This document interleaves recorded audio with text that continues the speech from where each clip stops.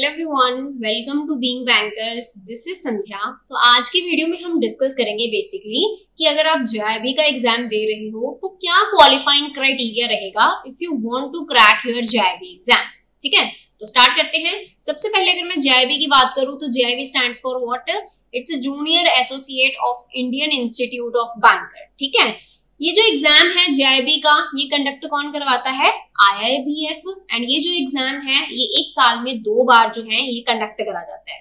एक आपको देखने को मिलेगा मई जून में, एक देखने को मिलेगा नवंबर दिसंबर में। ठीक है, जेआईबी सीआईबी के एग्जाम्स की अगर मैं बात करूं तो एक साल में 2 बार ये कंडक्ट करे जाते हैं, मई जून में एंड नवंबर दिसंबर में। यहाँ पे 100 मार्क्स का जो एग्जाम है ये रहता है। 100 क्वेश्चंस आपको देखने को मिलेंगे एंड 120 मिनट्स या 2 आवर्स जो है आपको टाइम प्रोवाइड करा जाएगा ये एग्जाम जो है, ये पेपर जो है वो कवर करने के लिए। ठीक है, 2 घंटे का टाइम मिलेगा।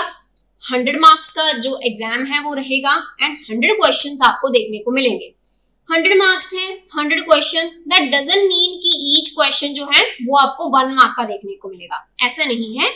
यहाँ पे बाइफर्केशन रहता है। फॉर एग्जाम्पल जैसे मान लो कि जो पहले 50 क्वेश्चन है ये आपको देखने को मिलेंगे 0.5 मार्क्स के। 0.5 मार्क्स, 1 मार्क एंड 2 मार्क्स। ठीक है, इस तरीके से बाइफर्केशन रहता है। कोई क्वेश्चन आपको 0.5 मार्क का देखने को मिलेगा, हो सकता है कोई क्वेश्चन 1 मार्क का हो सकता है कोई क्वेश्चन 2 मार्क्स के हो। ठीक है, तो 50 क्वेश्चन जो है ये आपको 0.5 मार्क्स के देखने को मिलेंगे। 25 क्वेश्चन जो है आपको 1 मार्क के देखने को मिलेंगे एंड 25 क्वेश्चन जो है ये आपको 2 मार्क्स के देखने को मिलेंगे। ठीक है, 100 marks, 100 question, that doesn't mean कि ईच क्वेश्चन जो है यहाँ पे 1 मार्क का है। इस तरीके से बाइफर्केशन जो है आपको देखने को मिलेगी। अगर मैं मोड की बात करूं, क्या मोड फॉर एग्जामिनेशन रहेगा, तो यहाँ पे ऑनलाइन मोड रहेगा। ठीक है, ऑनलाइन आप ये जो एग्जाम है, ऑफलाइन नहीं होगा, ऑनलाइन ये जो एग्जाम है आप दे सकते हो। अगर मैं टाइप ऑफ क्वेश्चंस की बात करूं तो क्या टाइप देखने को मिलेगी आपको? MCQ type. ठीक है, स्टेटमेंट बेस्ड क्वेश्चन हो सकते हैं, आपको एमसीक्यू प्रोवाइड करवाएगा ए बी सी डी इस तरीके से। ठीक है, आपने जो है करेक्ट ऑप्शन अपना मार्क करना है। ठीक, तो आई होप सो ये चीजें क्लियर होगी हूँ। यहाँ पे अगली बात करते हैं हम रजिस्ट्रेशन को लेके। मैंने आपको बोला कि एक साल में हमें ये जो एग्जाम है 2 बार देखने को मिलता है। ठीक है, इसके लिए सबसे पहले क्या रहता है? रजिस्ट्रेशन। सबसे पहले क्या रहता है? रजिस्ट्रेशन।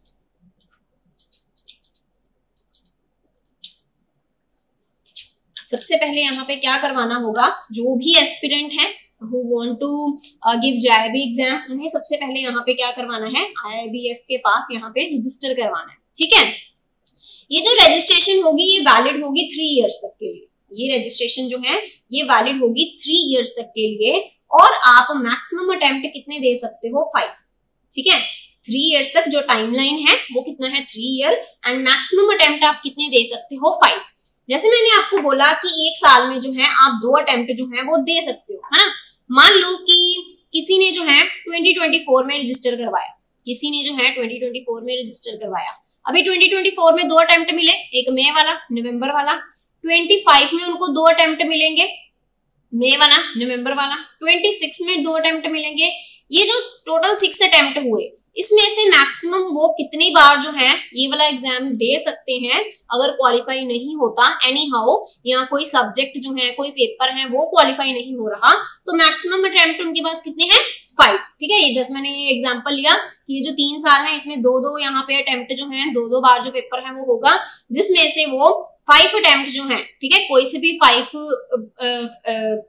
5 अटेम्प्ट जो है वो ऑप्ट कर सकते हैं। ठीक है, आई होप सो इतनी बातें क्लियर होगी हूँ। रजिस्ट्रेशन के रिलेशन में कितने क्वेश्चंस आएंगे, मोड क्या रहेगा, ये सारी चीजें क्लियर हो गई।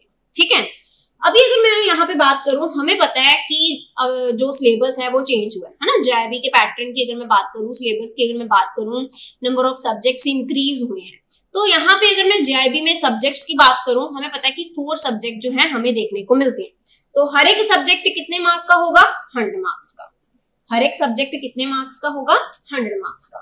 जैसे अगर मैं यहाँ पे एग्जाम्पल की बात करूं, एक पेपर होगा आपका पीपीबी का, एक पेपर होगा आपका आईई एंड आईएफएस का, एक पेपर होगा आपका एएफएम का एंड एक होगा आपका आरबीडब्ल्यूएम का। ठीक है, ये 4 पेपर जो है आपको देखने को मिलेंगे। हर एक जो एग्जाम रहेगा, हर एक एग्जाम जो है 100 मार्क्स का है। हर एक एग्जाम जो है वो कितने मार्क्स का है? 100 मार्क्स का है। चाहे मैं पीपीबी की बात करूं, आईई एंड आईएफएस की बात करूं, एएफएम की बात करूं या आरबीडब्ल्यूएम की बात करूं, हर सब्जेक्ट जो है, हर पेपर जो है 100 मार्क्स का होगा। ठीक है, अभी यहाँ पे अगर मैं क्वालिफाइंग क्राइटेरिया की बात करूँ ना कि आईआईबीएफ ने क्या बोला है कि भाई क्वालिफाइंग क्राइटेरिया क्या है, तो यहाँ पे हम दो चीजें जो है वो डिस्कस करेंगे। सबसे पहला टाइप 1 डिस्कस करेंगे क्वालिफाइंग क्राइटेरिया का, उसके बाद टाइप 2 डिस्कस करेंगे। यहाँ पे जो क्वालिफाइंग क्राइटेरिया बताया गया है आईआईबीएफ की तरफ से, सबसे पहले वो क्या है कि आपने यहाँ पे मिनिमम कितने मार्क्स स्कोर करने हैं? 50। मिनिमम कितने मार्क्स स्कोर करने हैं? 50। हर सब्जेक्ट में अगर आपने कम से कम 50 मार्क्स ले लिए तो आपने जेआईबी क्वालिफाई कर लिया। ठीक है, अगर आपने पीपीबी में 100 मार्क्स का पेपर है, आपने 50 स्कोर कर लिए, इसमें 50 स्कोर कर लिए, इसमें 50 स्कोर कर लिए, इसमें 50 स्कोर कर लिए, आपने क्वालिफाई कर दिया अपना जेआईबी का एग्जाम। एक तो हो गया ये। एक सेकंड वन जो है उसको भी डिस्कस करते हैं। ठीक है, सेकंड वन जो सेकंड क्राइटेरिया है आईआईबीएफ का जेआईबी क्वालिफाई करने के लिए, अभी उसको डिस्कस करते हैं। ठीक, तो मैंने आपको बोला कि हमें कितने सब्जेक्ट जो है या कितने पेपर जो है हमें देखने को मिलते हैं? 4। एक हो गया आपका पीपीबी का, एक हो गया आपका आईई एंड आईएफएस का, एक हो गया आपका एएफएम का, एक हो गया आरबीडब्ल्यूएम का। ये 4 पेपर जो हैं हमें देखने को मिलते हैं जेआईबी के अंदर। ठीक, अभी आईआईबीएफ ने एक क्राइटेरिया तो मैंने आपको बता दिया कि आप हर सब्जेक्ट में कितने ले आओ? मिनिमम 50 ले आओ। अगर आपने मिनिमम हर सब्जेक्ट में 50 ले लिए, यू आर क्वालिफाइड, है ना। सेकंड यहाँ पे क्या है? सेकंड क्राइटेरिया में यहाँ पे 2 कंडीशन जो है वो इम्पोज करी गई हैं। 2 टाइप मैंने आपको बताई ना क्वालिफाइंग करने की, एक टाइप 1 है, एक टाइप 2। एक टाइप 1 है, एक टाइप 2। टाइप 1 क्या बोल रही है कि आप हर सब्जेक्ट में, ईच सब्जेक्ट में आप मिनिमम 50 मार्क्स ले आओ। आप मिनिमम 50 मार्क्स ले आओ फ्रॉम ईच सब्जेक्ट। ठीक है, ये तो हो गया टाइप 1। एंड दूसरा टाइप भी है यहाँ पे क्वालिफाइंग करने का। दूसरा टाइप जो है बेसिकली 2 कंडीशन जो है उसे इम्पोज करता है कि आप ये 2 कंडीशन फुलफिल कर दो। अगर आपने ये 2 कंडीशन फुलफिल कर दी तब भी आप क्वालिफाई हो जेआईबी के लिए। ठीक है, अगर आपने ये 2 कंडीशन फुलफिल कर दी तो क्या है वो 2 कंडीशन? सबसे पहली कंडीशन है कि आप यहाँ पे मिनिमम 45 या ग्रेटर देन, ठीक है, 45 या 45 से ज़्यादा आप मार्क्स जो हैं ये स्कोर करो। दूसरा यहाँ पे क्या है कि टोटल आप 200 मार्क्स जो हैं ये स्कोर करो। ठीक है, मिनिमम आपके हर सब्जेक्ट में से, अगर मैं यहाँ पे बात करूँ पीपीबी की, आईएफएस की, एएफएम की, आरबीडब्ल्यूएम की, मिनिमम 45 तो होने ही चाहिए, 45 से कम नहीं, 45 तो होने ही चाहिए। दूसरा, अगर आपका ये चारों का टोटल 200 हो गया, अगर आपका ये चारों का टोटल 200 हो गया, मान लो किसी में आपने 65 स्कोर करे हों, किसी में आपने 50 स्कोर करे हों, किसी में 45 हों, किसी में 48 हों, ठीक है, माइट बी पॉसिबल। तो एग्रीगेट अगर मैं टोटल यहाँ पे बात करूँ तो वो 200 होना चाहिए। एंड यहाँ पे मिनिमम क्राइटेरिया क्या है कि मिनिमम 45 तो होने ही चाहिए। या तो आप ये 2 कंडीशन फुलफिल कर दो तब भी आप क्वालिफाई हो जेआईबी के लिए, या फिर आप हर सब्जेक्ट में से 50 ले आओ। ठीक है, हर सब्जेक्ट में से 50 ले आओ तो आप क्वालिफाई हो जेआईबी के लिए। Getting my point? लेकिन ये जो कंडीशन है ना, या ये जो टाइप है, ये तभी एप्लीकेबल होगी जब आप चारों सब्जेक्ट या चारों पेपर सिंगल अटेम्प्ट में दोगे। ठीक है, ये जो टाइप 2 है, टाइप 1 तो जर्नल है, ठीक है, टाइप 1 तो जर्नल है, लेकिन टाइप 2 की अगर मैं बात करूं ये स्पेसिफिक है। Specific to what? कि अगर आप सिंगल अटेम्प्ट में चारों पेपर दे रहे हो ना, तब आप ये चीज़ के लिए क्वालिफाई करोगे, तब आप इस तरीके से जो है कंडीशंस देखोगे, चेक करोगे। ठीक है, सिंगल अटेम्प्ट का मतलब मेरा यहाँ पे क्या हुआ, जैसे मान लो मैंने जेआईबी का जो एग्ज़ाम है ये देनी है। ठीक है, फॉर एग्जांपल मैंने जेआईबी के एग्ज़ाम जो है वो देनी है, मैंने 2024 में जो है रजिस्टर करवाया, 2024 में रजिस्टर करवाया।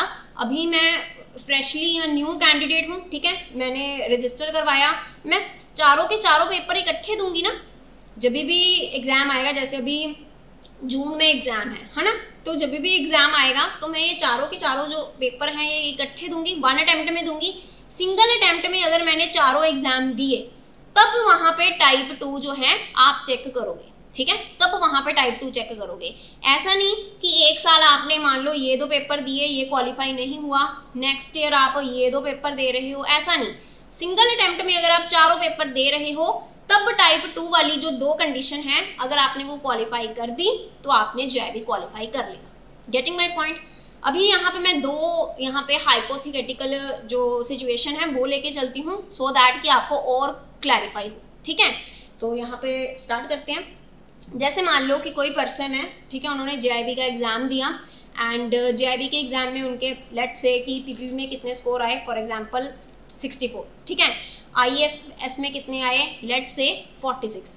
AFM की अगर मैं बात करूं, मान लो आए यहाँ पे 45 एंड RBWM में कितने आए 48, ठीक है। अगर मैं इसका टोटल करूं तो ये हुआ 320, ठीक है, 203, ठीक है, 203। तो टाइप 2 क्या कहती है, आपने सिंगल अटेम्प्ट में चारों जो पेपर हैं ये दिए। टाइप 2 का क्या कंडीशन था, मिनिमम आपने 45 या 45 से ज़्यादा लेना है, दूसरा जो टोटल है वो कितना होना चाहिए, 200 होना चाहिए। तो आप चेक कर लो, हर एक पेपर में यहाँ पे ये 45 है, ये 46 है, ये 48 है, ये 64 है, ठीक है। मतलब पहली कंडीशन तो फुलफिल कर दी कि 45 से तो यहाँ पे क्या है 45 मिनिमम एंड 45 वाला क्राइटेरिया तो इन्होंने फुलफिल कर दिया। दूसरा, जब मैंने इसका टोटल करा तो टोटल भी 200 से एक्सीड कर गया, तो ये वाले केस में ये पर्सन क्या होएगा, क्वालिफाई करेगा JIB एग्जाम को, क्वालिफाइंग होएगा उसका JIB एग्जाम। यहीं पे एक और सिचुएशन लेके चलते हैं। मान लो कि कोई पर्सन है, उसके कितने मार्क्स आए, PPB में लेट से 64 आए, IEFS में लेट से 42 आए, AFM में 48 एंड RBWM की बात करूं तो इसमें आए इसके लेट से 46, ठीक है। ये मार्क्स आए ये पर्सन के। अगर मैं इसका टोटल करूं, आई एम गेटिंग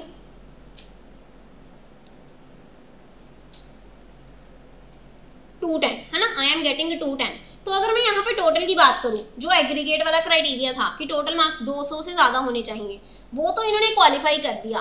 लेकिन जो पहला वाला क्राइटेरिया था कि भाई पर्सन ने 45 मार्क्स तो कम से कम स्कोर करने ही हैं, वो IE एंड IFS में ये बंदा स्कोर नहीं कर पाया, ठीक है। वो IE एंड IFS में ये बंदा स्कोर नहीं कर पाया, तो इनका JIB क्वालिफाई नहीं हुआ, तो इनका JIB क्वालिफाई नहीं हुआ, इनका JIB क्वालिफाई हो गया, ठीक है। ये वाले सिचुएशन में इनका JIB क्वालिफाई नहीं हुआ, ठीक है। अभी 5 अटेम्प्ट जो है हमें पता है मैक्सिमम मिलने हैं, तो नेक्स्ट जब अटेम्प्ट रहेगा तो ये पर्सन जो है नेक्स्ट टाइम क्या करेगा, एग्जाम देगा। कौन सा एग्जाम देगा, आप बोलोगे कि भाई बाकी तो सही है ना, बाकी तो सही है, अकेला IE एंड IFS में इसके 42 मार्क्स आए हैं तो IE एंड IFS का एग्जाम देगा, तो ऐसा नहीं है। सिंगल अटेम्प्ट में ये वाला जो रूल है ये एप्लीकेबल है जब आप मल्टीपल अटेम्प्ट कर रहे हो, ठीक है। आपने एक बार पेपर दिया, नहीं क्वालिफाई हुआ, नेक्स्ट ईयर फिर से दे रहे हो ना, जब नेक्स्ट ईयर फिर से दे रहे हो तो IIBF ने बोला है कि भाई मिनिमम 50 मार्क्स लेने ही लेने हैं। तो नेक्स्ट टाइम जब ये पर्सन एग्जाम देगा IE एंड IFS का भी देगा एंड AFM का भी देगा, क्योंकि AFM में कितने हैं इसके 48 हैं, AFM में कितने हैं इसके 48 हैं। तो नेक्स्ट टाइम ये दोनों पेपर देगा, नेक्स्ट टाइम ये दोनों पेपर देगा, जिसमें से इनके कम से कम 50 मार्क्स तो आने ही चाहिए, ठीक है। जिसमें इनके कम से कम 50 मार्क्स तो आने ही चाहिए, क्योंकि मिनिमम अगर आप ईच सब्जेक्ट की बात करो तो मिनिमम मार्क्स कितने हैं यहाँ पे 50। लेकिन सिंगल अटेम्प्ट में अगर आप पेपर दे रहे हो तो वो केस में हम जो टाइप 2 है उसकी 2 कंडीशन को कंसीडर कर सकते हैं। ये वाली सिचुएशन की अगर मैं बात करूं तो यहाँ पे पर्सन दोनों ही पेपर क्या करेगा, दोबारा देगा, क्योंकि इसमें 48 हैं, नेक्स्ट टाइम अटेम्प्ट करेगा, 50 प्लस स्कोर करेगा, क्वालिफाई हो जाएगा AFM के लिए। अटेम्प्ट करेगा, 50 प्लस स्कोर लेगा, क्वालिफाई हो जाएगा IE एंड IFS के लिए। एनी हाउ, अगर 50 से कम मार्क्स आए, मान लो यहाँ पे 42 है, यहाँ पे 49 आए उसके, एनी हाउ, तो फिर वो केस में वो नेक्स्ट टाइम फिर अटेम्प्ट देगा, क्योंकि आपके पास 5 अटेम्प्ट्स हैं, 3 ईयर का टाइमलाइन है, 5 अटेम्प्ट्स हैं, तो आप नेक्स्ट ईयर फिर एलिजिबल होगे, ठीक है। अगर मान लो वो 3 ईयर का टाइमलाइन खत्म हो जाए, 3 ईयर का टाइमलाइन है वो खत्म हो जाए, फिर दोबारा से रजिस्ट्रेशन होगा, ठीक है, फिर दोबारा से फ्रेश रजिस्ट्रेशन जो है ये करवाना पड़ेगा। आई होप सो कि ये जो क्वालिफाइंग क्राइटेरिया है in relation to JIB exam ये क्लियर हुआ हो थोड़ा सा आपको। तो अगर आपको वीडियो अच्छी लगी हो तो वीडियो को लाइक कीजिएगा, हमारा चैनल है बीइंग बैंकर्स, इसे सब्सक्राइब कीजिएगा।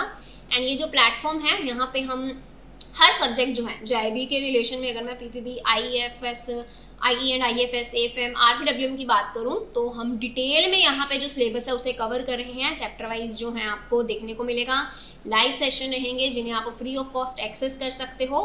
तो link, if you want to know about the complete information, link आपको डिस्क्रिप्शन बॉक्स में गिवन है, you will get the information. अगर फिर भी आपकी कोई क्वेरी रहती है तो डू कमेंट अस, तो आपको रिवर्ट जो है वो मिलेगा, ठीक है। तो इसी के साथ जो आज की वीडियो है इसे वाइंड अप करती हूँ। This is all about today's video. Thank you very much.